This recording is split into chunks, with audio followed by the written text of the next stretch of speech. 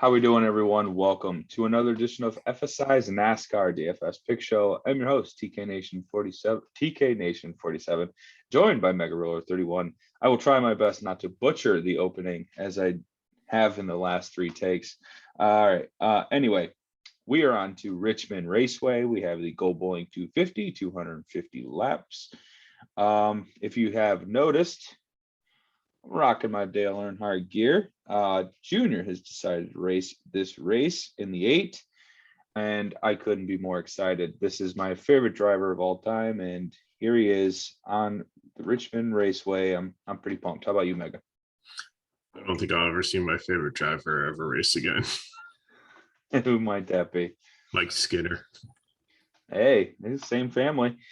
They're old Richard Childress teams. That's awesome. Yeah, Mick Skinner probably not going to suit up anytime soon. He only won one race in Japan, but didn't count. Oh boy, that's that's rough. All right, well, here we go. We have Xfinity to do tonight, and then probably Cup following. All right, so let's get into it. Austin Cindric on the pole for Team Penske, 10-3. Here we go. What are your thoughts? Definitely like it. He's one of my prime plays. I think he's gonna be chalk. Looking at the guys up top here, he's probably gonna get out and dominate early before Dale Jr. takes over and leads every other lap. So besides the one caution lap that Ryan Sieg leaves, because that's how it rolls. But yeah, I think Cindric is a strong play here. He should get out front in the clean air. It's hard to pass once you get out there, and I think he's going to lead a lot of laps until either the competition caution or the first stage ends. Yeah, Cindric probably a good bet for domination points tomorrow. We do have 250 laps, so he could definitely be in the top lineup, the optimal lineup for tomorrow. As long as he finishes inside the top 5, leads those laps, he is a pretty safe bet and a good play. So going in with Cindric tomorrow, absolutely. Next up, we have Harrison Burton, and I'll pair Noah Gragson together. They look like pretty similar plays. Yeah, 89 and 87.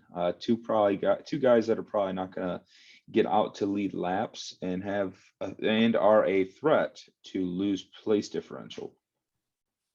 Yeah, I still think they get the 4X that I'm looking for, probably end up someplace in the 30s for scoring. But I mean, the potential for him to lead laps is there, but both of them are a little volatile, especially like Grayson.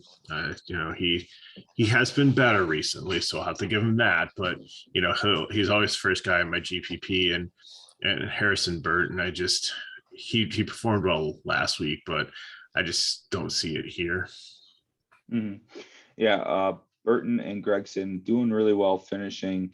The unfortunate part is that they're starting pretty high up, and for the price tag, I don't know if I'm going to be able to fit them in a lineup in an optimal strategy. So maybe in some MME style formats, but going to be out on them otherwise. Next up, we have Justin Haley in the Colleague Car 8100.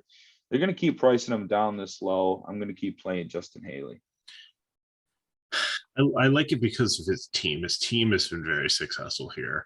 But I'm not sure if any of these drivers are the right driver for this car team here. I think out of all of them, I think Haley would be my favorite. I think he's got the ceiling of 6X, definitely.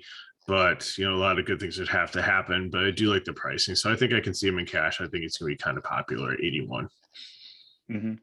Yeah, I think it's a good GPP play, but I'm probably not going to go that route in cash because of the starting position.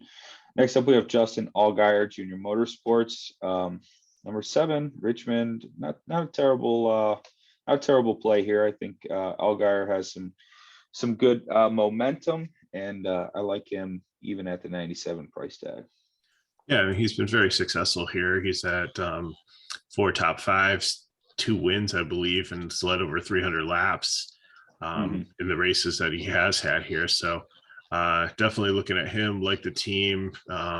He could be, besides Junior and Cindric, he could be the 3rd highest scoring guy tomorrow in this race. Yeah. So yeah, definitely. And the price, he's under 10K. So I think you can get the three of them in one lineup if you find the right value, guys. Yeah, I think the price tag is what directs me to this play. I like Allgeyer a lot tomorrow. Next up, we have Jeb Burton, 7,600. I think it's risky starting sixth. Yeah, you've said a lot of good things about Colleague, and I agree. I'm just a little worried, although the price tag does well for me, that Jeb Burton is headed for like 12th. Yeah, And I I'm think just, I think he had like a second here last year or third. So he finished pretty well, but it's just so hard because I like the price tag, but do I see him getting out there and like dominating and leading laps? No. Does he have a ceiling of 5x? Maybe. Probably see him around 32 to 35 DK points, more realistic. So I think he'll finish in the top 10 and do well, just especially based on his car. But I don't see him like leading laps or dominating this. yeah. Next up, we have Jeremy Clements, 6,600. I think this is starting way too high for me. I'm going to be out. Yeah. Yep. They're Yeah. tempting you with the price, but he's probably going to end up finishing like top 20 would be lucky. Right.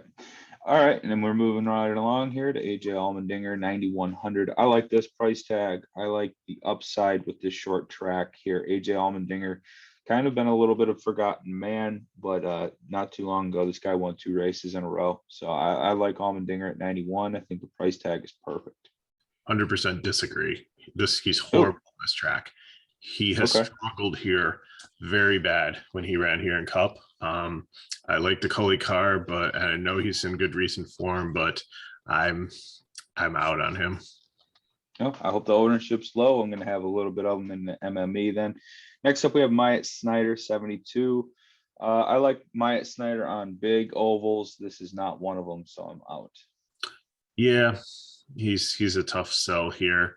I think that I'd rather play him, like you said, on ovals. I don't think I'm gonna look for him here.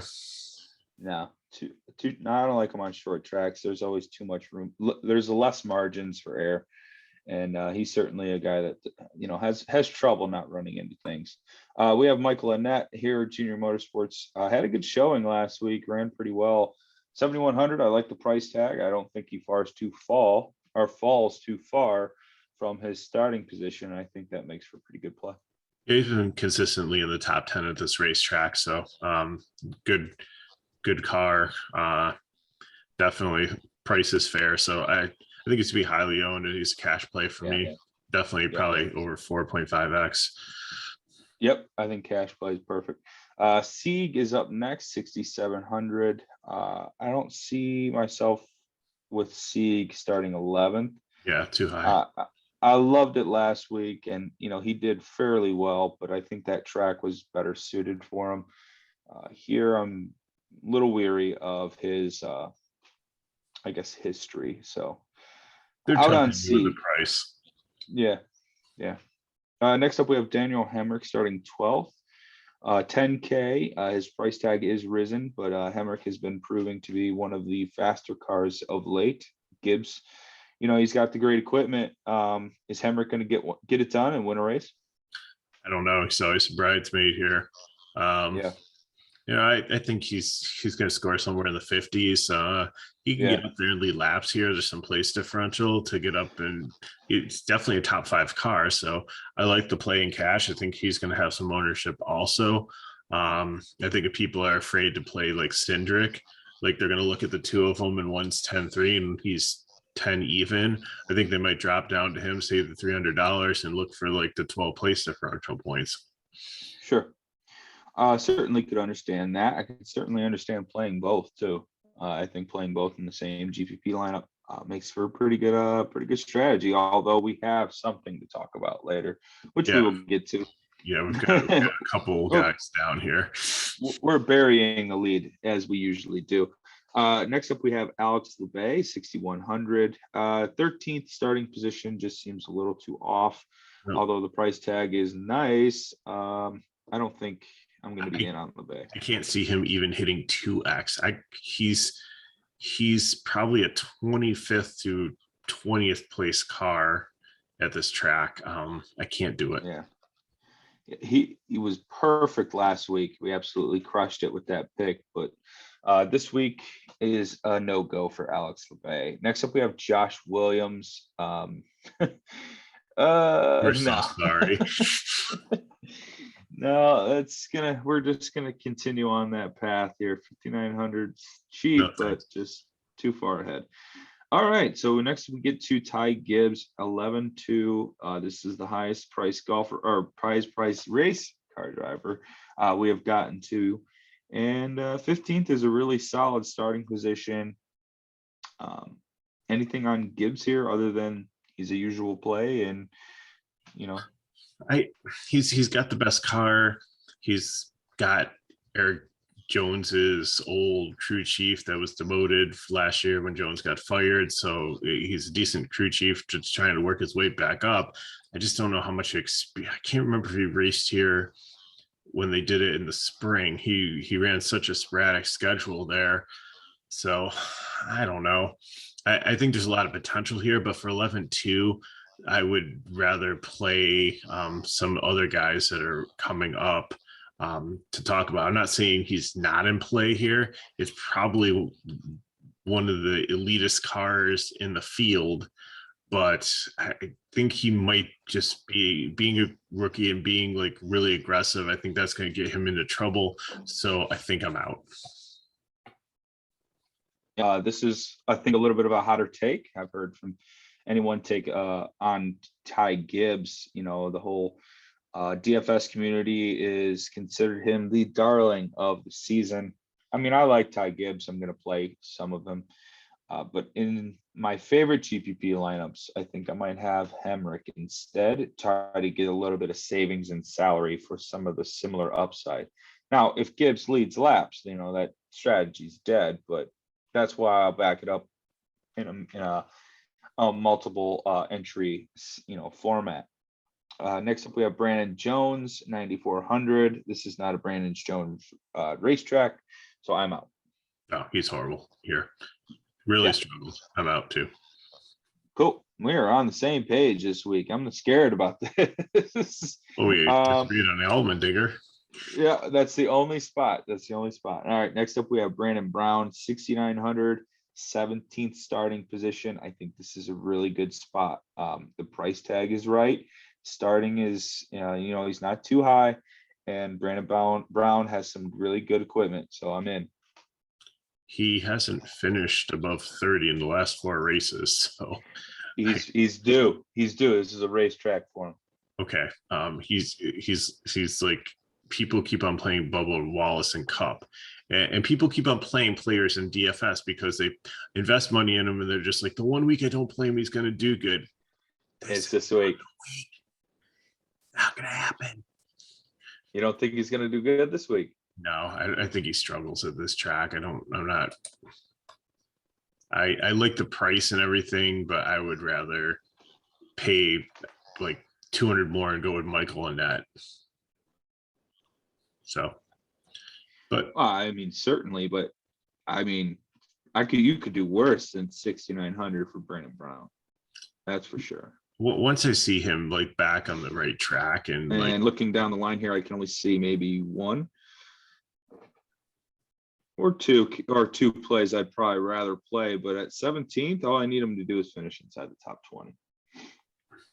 Okay. A little risky. I'm out. All right. Next up, we have Jade Buford, 6K. Big Machine Racing Mobile is not too slow. Starting too high. I think 6K is a little too much for me. Starting too high. Yeah. I'm out. Next up, we have Dillon, our Motorsports. I think that he's stepping in for Moffitt this week. What happened to him? I didn't see anything happen to him. I didn't hear anything either this week. So probably something to deep dive, but 8,300, pretty good price tag for a better driver. I don't know if I can necessarily say that because he was supposed to be in the 54 car and trade off with Ty Gibbs. And how many times did he wreck it this year? True. So I think he'll be right at value. He'll be right around 4x. So at 83, it's okay. I mean, he's a former Cup driver, but I don't. And it's a good car. It's a good team. I don't know. I'm very weary about it though. Okay. Next up we have Riley Herbst, 7,900. 20th, not a bad starting spot. It's close, man. It's close. Herbst does do Dillon. pretty well. I mean, it's almost the same play there. Yeah, I've seen him do fairly well on mile tracks, so I kind of like it a little bit better than Dillon because of the price, but I feel safer about Dillon. It's almost like they're the same play, and you could just alternate either or in the same type of build in roster construction. And he's so if you land on, he's had some success here.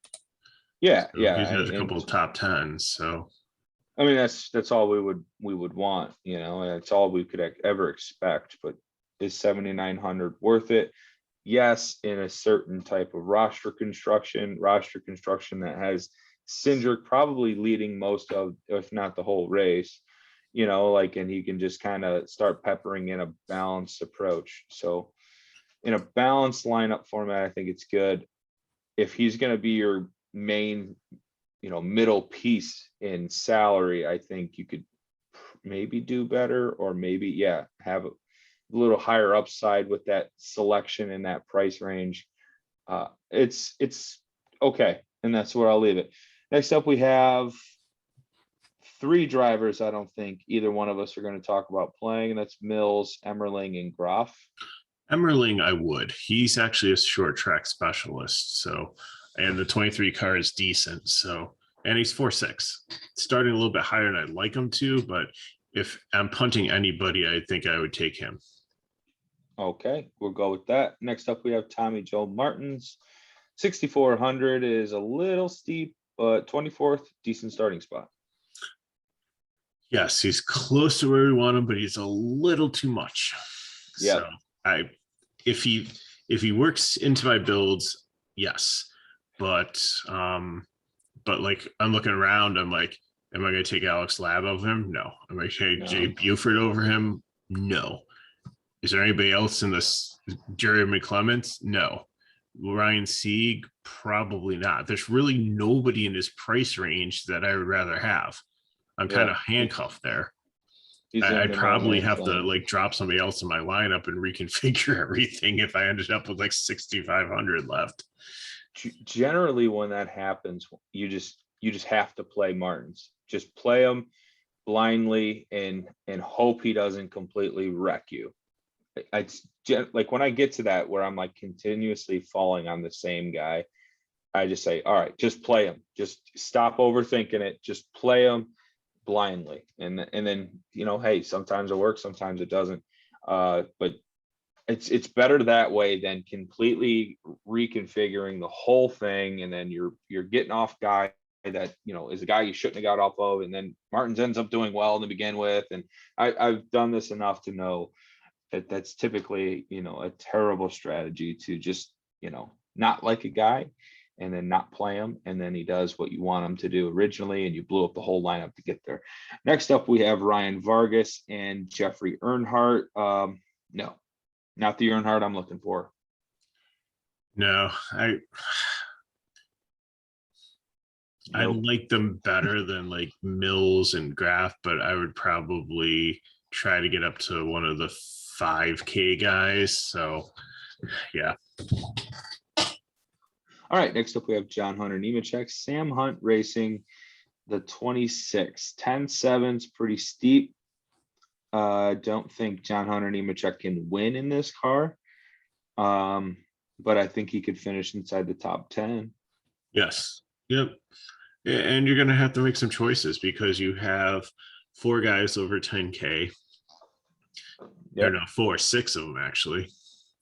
So 2 to 3 are going to fit in your lineup. So he's probably odd man out, but like we said last race or maybe a couple of races ago, and they're all kind of blending together at this point, but find your core value guys that you like and just start rotating like these studs. Like, you're probably going to play junior in most of your cash lineups. So you're going to you'll have a junior Cindric Gibbs line. You'll have a junior Cindric Nemechek line. You'll have a junior Cindric Berry line. So just keep on like rotating those guys in and out and all the combinations. If you're playing, multiple lines, and then the one that you feel the most about, or maybe two, then split your cash among them. Yeah, I would have to agree. Perfect way to put it. Next up, we have Bailey Curry. Tell me the situation here. I'm not seeing a price Okay, tag. I think he's not in the DK pool, and I think he's the one that's replacing Cody Ware. Cody Ware has carbon monoxide poisoning or something, so he's out of the cup rate. Garrett Smithley is replacing him here, and I think Curley is replacing him in Xfinity. I believe he was supposed to run both, but so he's not. I hope he gets better. Yeah, I just put him in here because I don't know if DK is going to lay at him. I doubt it, but there was enough notice for this that it's potentially could. He's not a play regardless, but yeah, I agree. I just want to place market because if anybody's looking at the chart, that would be like, well, who's starting 28th? Makes sense. Okay, moving on to JJ Yaley, 7,400. This would probably be the only play I would play over Brown in that, and maybe Annette. It would probably be Annette, Yaley, and then Brown for me in this low 7K range.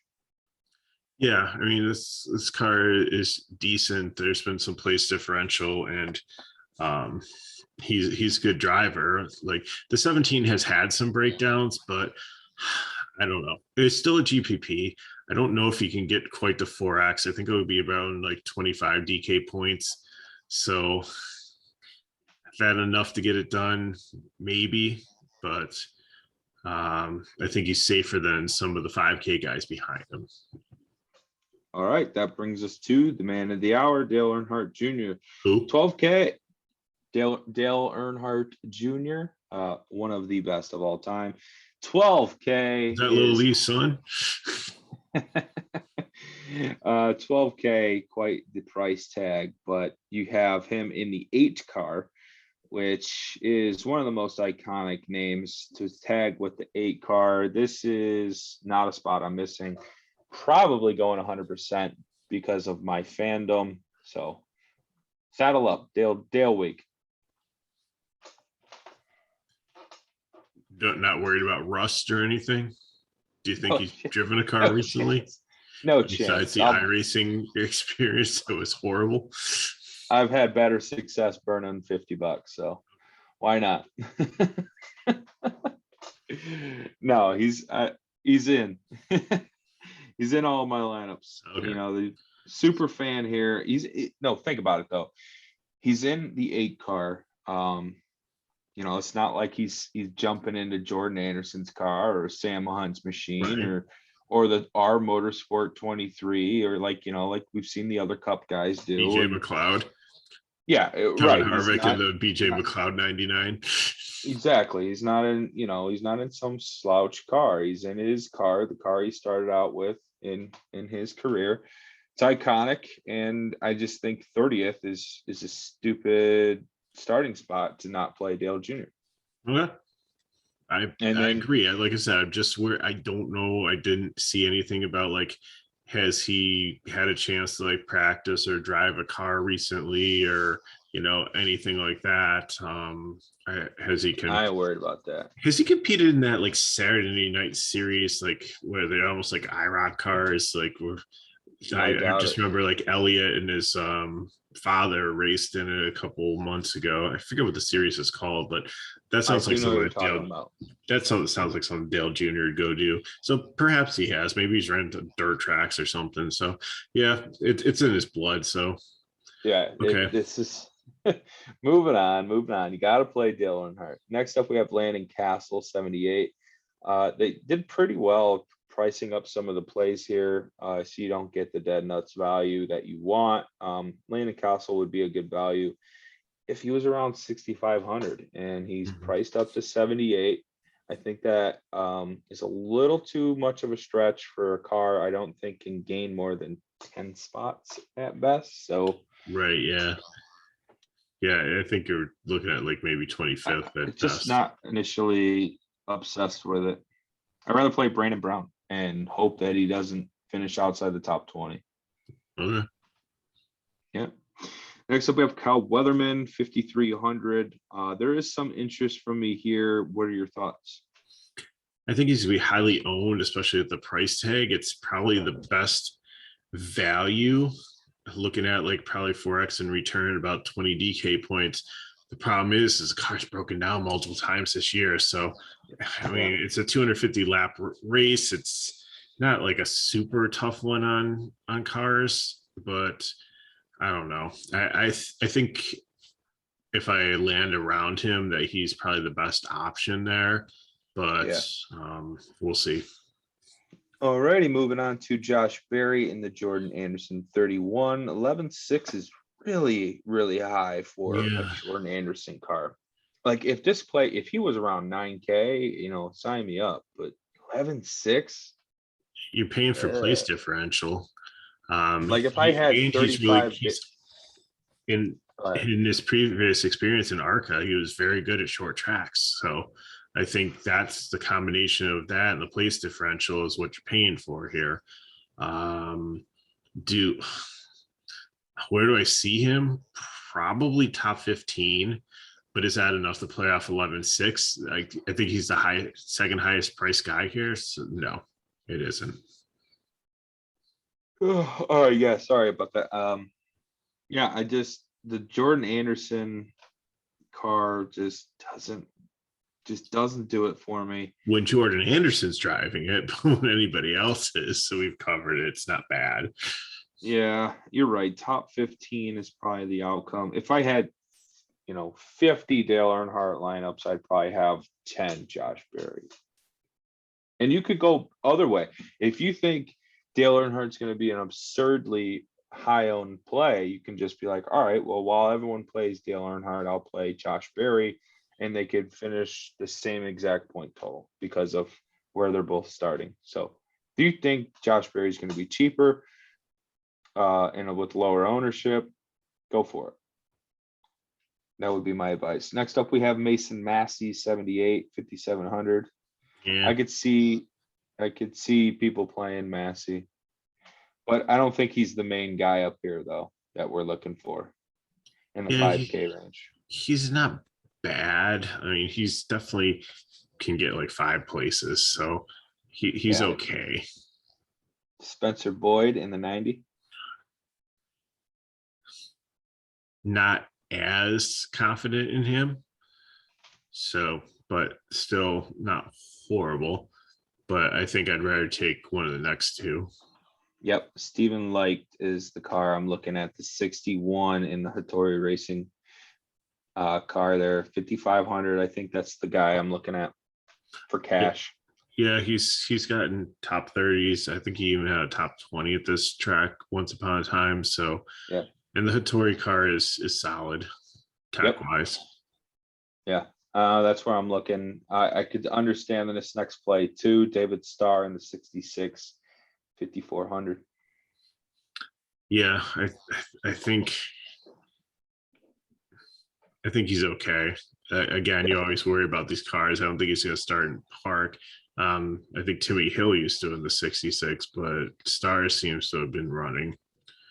Just like it, don't be surprised if you look at the scoring and see that he's like 10 laps down, but eventually finishes 35th because 5 other cars broke down and didn't finish the race, and he still finished the race 10 laps down, but he had 10 more laps than those cars. Right. No, I know exactly what you're saying. I think Stephen makes himself better play because of that. Next up, we have Sam Mayer starting 38th, BJ McLeod, 8,500. He is getting bumped for Dale Earnhardt in the 8, so I could understand the fascination here. Your thoughts? Started out Xfinity horrible. He's actually not been bad recently. And from what I hear, there's kind of an agreement with BJ McLeod. Remember how we talked about when Harvick was in this, that it was kind of like a Stewart Haas car that was just painted BJ McLeod colors. I think that's the same thing. I think this is a JR car that is just going to be painted and with the ownership name of BJ McLeod on it. I don't think that they're going to let this guy that they're trying to, bring up as a young star. They found somebody that had a ride open for him, but I don't think it's going to be a BJ McLeod car. So I'm definitely in 85. I think that he can actually possibly have the highest point per dollar value on the slate, even more than Dale Earnhardt Jr. I could see him at possibly 50, 55, 60 DK points, finishing in the top 10, maybe even leading some laps. I think he's one of my prime plays for tomorrow. I'm sold. Sign me up for Sam Mayer. Probably going to play him over a Ty Dillon or a Riley Herbst tomorrow with that same price range. Even more so, probably Justin Haley. Good call there. We're in on Sam Mayer. Next up, we have CJ McLaughlin and Mike Harmon. That's a big no thanks for me. I think he's okay. You're just looking at 20 DK points at that to make value. And I think that he can get that. Of course, for 20 DK points, he would have to, let me just consult my chart here. So if he finishes for 20 DK points, you need to finish 31st for the 10 DK points for finishing. And that would get him, okay, he'd have to finish 30th. So that would give him 11 points for finishing and 90 place differential points. I think that's within the range of outcome. Okay. Last but not least, we have Akinori Ogata in the Means Motorsports 52. I haven't seen this guy finish a race. That's a no. That is a no. Any last words here for the Xfinity, the Go Bowling 250? No, I think, like you said, you're going to have to figure out which guy up front's going to lead first. And if you don't want to pay the 10-3 for Cindric, I mean, I think you start with like your balance there, find, your guy, whether it's Allgeyer, Hamrick, it might take him a couple laps to get up there. Then you're going to have to make some tough choices on, we know we want Junior, but who is going to be the third guy? Like we know that we're going to want Sam Mayer in our lineups too. So like who is going to be that third guy that you want? You can make a case for like 4 of them here between Nemechek, between Barry, between Gibbs, and between Cindric. So it's which is cool because I don't think there's going to be like one completely chalky build. No, yeah. For it. Those are the best races. So I was going to, especially for MMA. Yeah. So let's see here, just budget wise. So Mayer and Dale Earnhardt Jr. So if we throw the most expensive guy in there, who we determined was what, Barry? That leaves you 5.9, so almost about 6K left per driver. So, there we're looking at all the people that we didn't want to talk about. So, I mean, if you throw like Star and Lich in there, then maybe your last driver, you might be able to, I don't know exactly the amount. I'm not trying to go full line here, but you might be able to get up to your Brandon Brown. But you're really going to be playing around. So I think, you're definitely going to probably want to, if Mayer and Earnhardt are priority, you're looking more at like Cindric, Hamrick, even if they're like Allgeyer in there, that at least gives you like 6.6 left.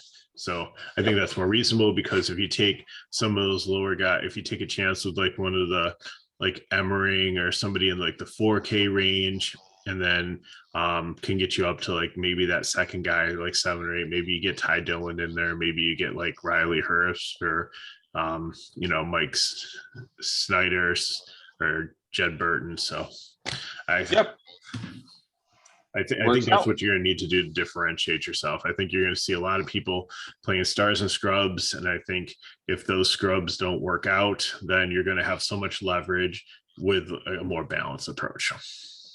Well said, Mega, and thank you for breaking that down for us. All right, guys, that'll conclude the Go Bowling 250 Xfinity Series at Richmond Raceway. I'm your host, TK Nation 47. That is Mega Rule 31. Stick around for the Cup video for later on tonight. If you have watched this one and set your Xfinity lineup, go ahead and tune into the next video, as this will be posted shortly after this. Probably already up if you're already watching this. All right, guys. Thank you, and we will see you in 5.